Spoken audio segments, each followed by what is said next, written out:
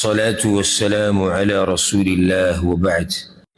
كتبا فرض کړی شوی د پتاسو باندې یا فرض دی پتاسو باندې الصيام روجی نیوه. روجی دا د هجرت په دویم د رمضان روجی دا د هجرت په دویم کال فرض شوی د هجرت په دویم کال. نو رسول صلی الله علیه وسلم په خپل ژوند کې 9 رمضان روجی نیولي دي. رسول صلی الله علیه وسلم په خپل ژوند کې 9 رمضان روجی نیولي دي. کتب علیکم فرض کړی شوي دي، یعنی داسې دي چې د مرضۍ خبره نه ده.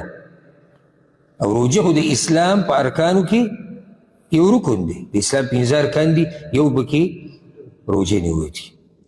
بیا دا خبره یاده کړئ چې دا روژه الله وایي کما کتب علی الذین من قبلکم، لکه څنګه چې پخوانو باندې لازم کړی شوې وه. معنی دا چې روژه صرف د دې امت لپاره نه دی عبادت، پخوانو امتونو کې هم دا عبادت پاتې شوی دی. بلکې زه درته دا وایم دغه خو الله چې پخواني خلک، پخواني ته مراد هغه دینونه والا دي چې آسماني دین ورسره د کومو سره چې د ځمکې دینونه دي. د ځمکې دینونه هغه یعنې چې د ځان نه لګیا دي، داسې دینونه والا هم دي که نه، هغو کې هم روژې شته. لکه پخواني د مصر خلک چې کوم او اکثر دوی کې نجومیانو کاهنانو دوی به روژې نیوی. په هفته کې یا په کال کې به لازم دوی 7 ورځې روژې نیوی. بیا یونان والا چې کوم دی یونان والا هغوی به روژې نیوی. او خصوصا چې کله به سخته راله وایي د سختې نه مخکې به روژه نیسي نو دا سخته به راته اسانېږي. چاینا کې چې کوم بت پرست دي دوی هم ګورې روژې نیسي او د هغه اوږدې اوږدې روژې نیسي، داسې اوږدې لکه 24 ګنټې روژه، 2 ورځې پرله پسې روژه دا روژې نیسي. بای کې نه خوراک کوي نه نور څه کوي. تر دې چې ما د بعضو دغه بت پرست چې کوم دي د هغوی بعض کتابونه دي لکه به روژه نیسي نو دا سخته به راته اسانېږي. چاینا کې چې کوم بت پرست دي دوی هم ګورې روژې نیسي او د هغه اوږدې اوږدې روژې نیسي، داسې اوږدې لکه 24 ګنټې روژه، 2 ورځې پرله پسې روژه دا روژې نیسي. بای کې نه خوراک کوي نه نور څه کوي. تر دې چې ما د بعضو دغه بت پرست چې کوم دي د هغوی بعض کتابونه ما کتلي دي، د هغوی روژې داسې دي چې لاړې به پکې نه تېرې، لاړې به هم نه تېرې. داسې نه چې د کال کې ورځ 2 درې، خو مقصد دا چې دا روژه دغه باطلو دینونو والا هم عبادت ګڼي پکې کوي. ښه دغه شان د هندوان هم څه وخت دپاره روژه نیسي، ځان منع کوي د خوراک څښاک نه.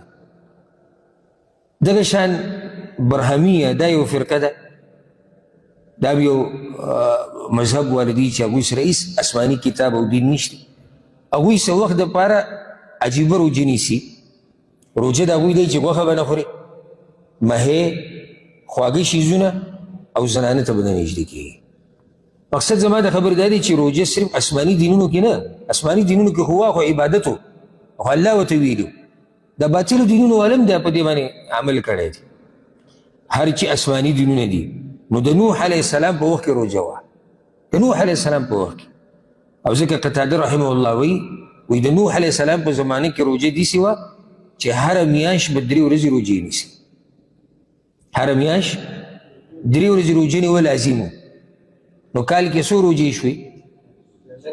14 روژې شوې. او بیا الله په هغوی باندې هم د رمضان د روژې وی لازم کړی، بیا منسوخ شو. دغه شان یهودو هم روژې نیوي، بلکې کله چې موسی علیه السلام روژې ونیوي ځکه چې د خپل رب سره ملاقات او الله راغوښتی کوی تور ته، د هغې نه مخکې هغه روژې نیولې وي، دوی هم روژې نیسي. دغه شان د عاشورا روژه هم نیسي. په دې ورځ چې دی فرعون تباه شوی او موسی علیه السلام ته نجات میلاو شوی.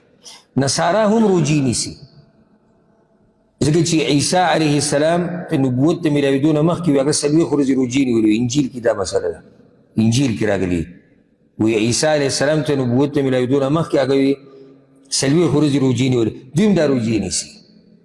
اگر که هغوی پکې خپله هغه منماني او مرضي او مخکې شاته کوي، تحریف او تبدیل او هر څه پکې کوي. لکه داسې راځي بعضو کتابونو کې دا مسله داسې لیکلی شوې ده، وی په دې نصاراو باندې روژې نیول لازم و، څنګه چې مسلمانانو باندې لازم دی. دا خبره خو الله وکړه، پخوانو باندې ما لازم کړي. نو دوی چې کله دا خبره محسوسه کړه چې دا روژه کله یا خو په ډېر ژمي کې راځي او یا په ډېره ګرمۍ کې راځي، او په ډېر ژمي کې چې یخ ډېر هم روژې نه وګرایي او چې ګرمي ډېرې هم روژې نه وګرایي، نو دوی